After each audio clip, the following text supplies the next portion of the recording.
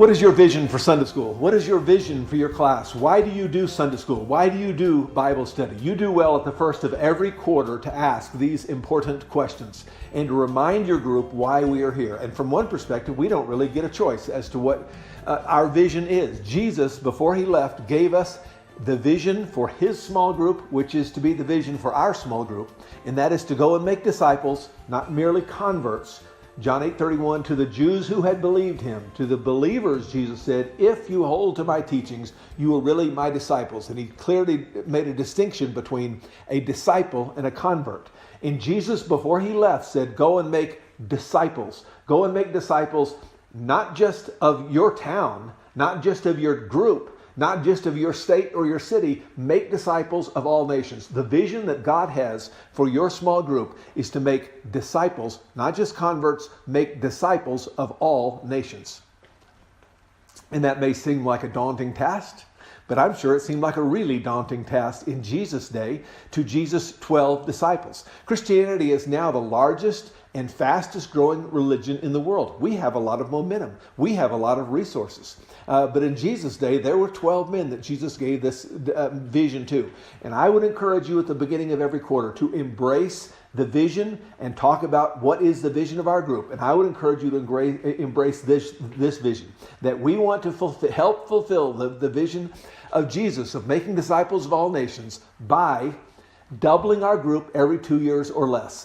A group of 10 that doubles every 2 years or less will reach doubles every 18 months will reach 1,000 people for God in 10 years. And the next 10 years starts to get really exciting.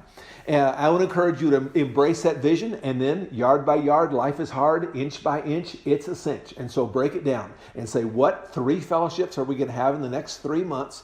What members do we have who seem to be drifting that we want to make sure to invite, include, and pull back into the fold? What prospects do we have for our class? What activities, what service activities could we do? In what ways could we make our life light so shine before men that they would see our good works and glorify our Father who is in heaven? How are some ways we could go about the work of making disciples of all nations and encouraging our group to double every 2 years or less? Is it possible that in the next 3 months we can actually birth a new group? Spend a little bit of time with your group talking about these matters this week. In addition to that, I would encourage you to think about your vision for the Sunday school in terms of the content of what happens in the class itself. And at the beginning of the quarter, I would encourage you to spend a little bit of time talking about this. A lot of classes I've been in, the vision could be described this way. You sit still while I instill. You sit and listen while I talk. And we think that teaching is talking. It is not. One of my favorite stories about this, I think I've told you before, is about a survey that was done, I believe, of first or second graders. And they figured out, I think it's first graders, but we'll say second graders just to be generous.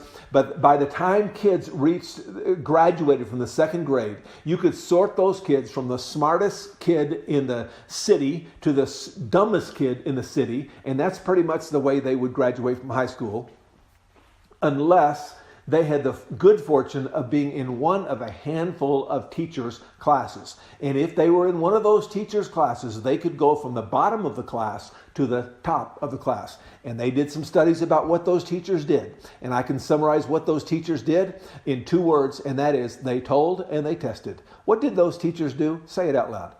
They told and they tested. They, say it, told and they tested, because Jesus taught that what comes out of a man is more important than what comes into a man.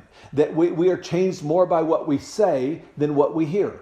And so if your approach is simply, you people sit still and listen while I tell, you're not going to teach all that much. The Bible says, speaking the truth in love, we will grow. Speaking the truth. I would have expected to say, and I think a lot of Sunday school teachers would have expected to say, hearing the truth, we will grow.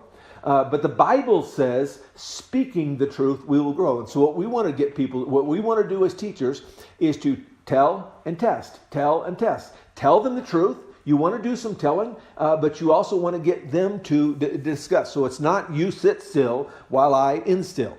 And secondly, it's not pooled ignorance. I've been in classes like that, haven't you? Where people sit around the room and say, well, I think this, and I think that, and I think some other. And I remember attending a class a few years back, and I raised my hand and I say, respectfully, brother, I think you're wrong. And I spoke up, and you know what? Everybody in the room